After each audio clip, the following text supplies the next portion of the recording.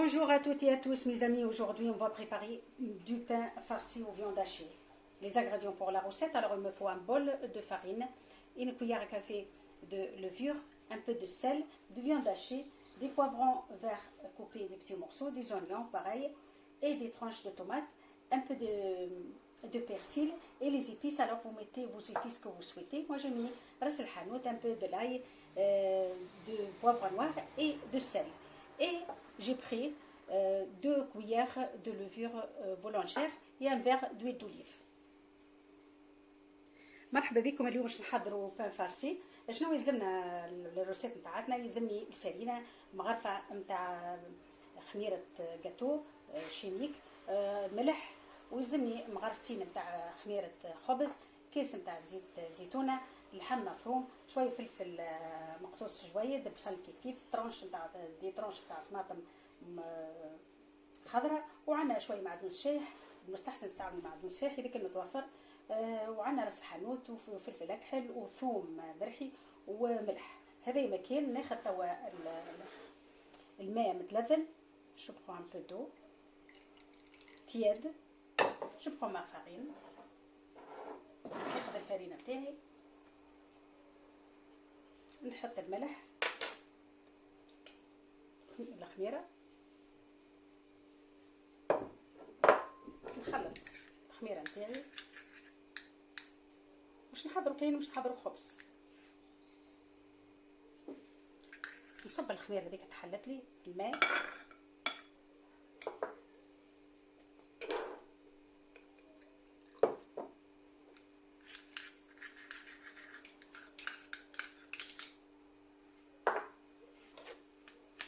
ونلم العجينه نتاعي. حطوا الماء بشوي بشويه، ردوا بالكم خاطر باش نعمل كونتيتي صغيره، مش باش نعمل حاجه كبيره هنا. نزيد توا شطر الكيس نتاع الزيت،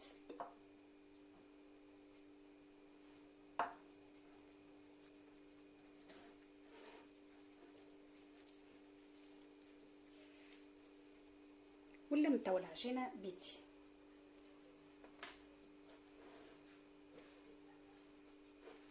حتى تلم لنا العجينه بالكدا بالكدا.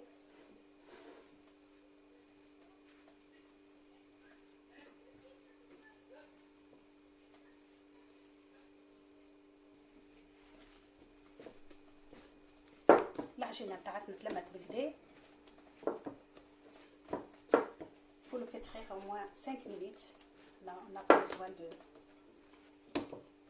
تعجنوها مده 5 دقائق، مش حاجه كبيره، ونخلوها ترتاح.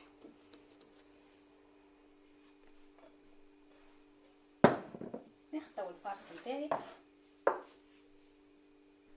Je prends en premier l'oignon, après j'ajoute le reste.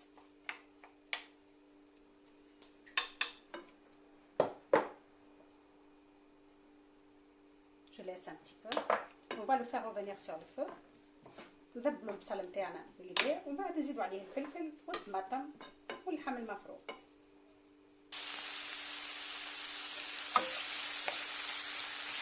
Voilà, j'ai ajouté les poivrons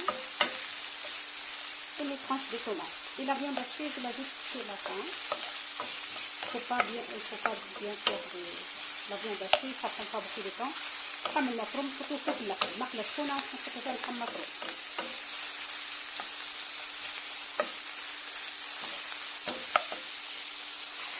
Voilà, maintenant j'ajoute ma viande hachée et je le laisse que 2-3 minutes. Pas plus. خلوها اللحم المفروم تخلو كتير. أقل ساعة تسعيد شوية بركو ساعة.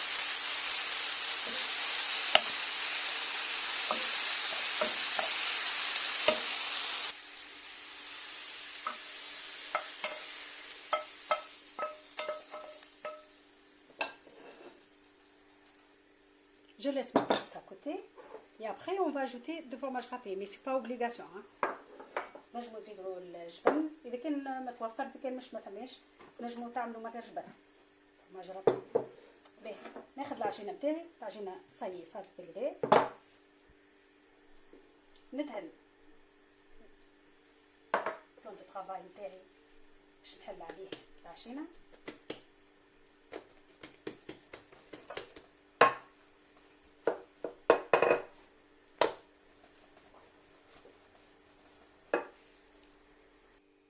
ناخذ الفارس نتاعي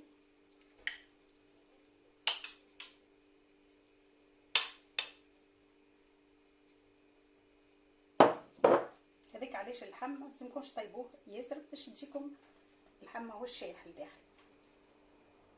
الطريقه دي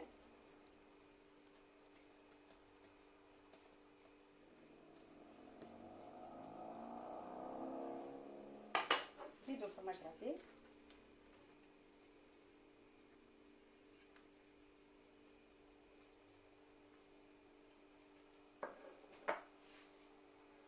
نثني تو العجينه، سكر الجناب.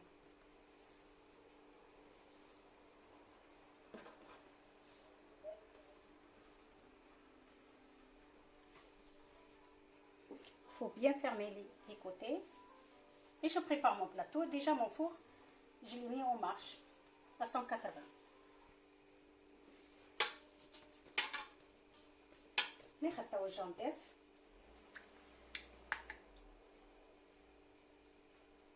وندهنها نحطها في الفور تطيب على روحها. On va le mettre au four.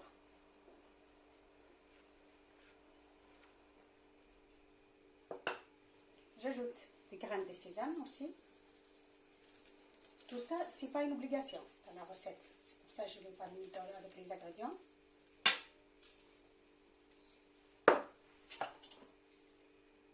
On va préparer la deuxième, mais autrement. حضروا خبزة ثانية mais نحضروه بالصوص. On va ajouter de la sauce.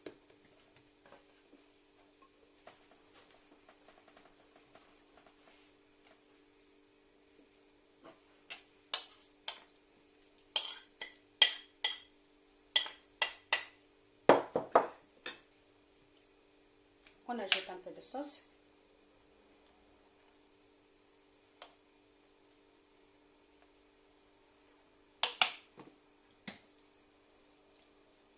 Il y a des gens qui aiment avec la sauce, il y a des gens qui aiment juste la farce que je l'ai préparée, c'est tout. Je vous montre deux façons et à vous de voir comment vous préparez votre pain farci.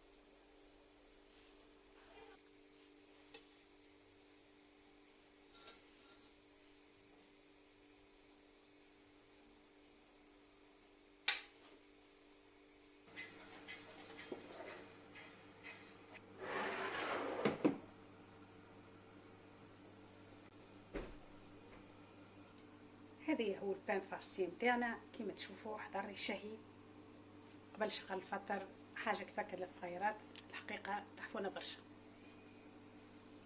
Voilà mes amis, comme vous voyez, notre pain farci il est prêt, il est magnifique.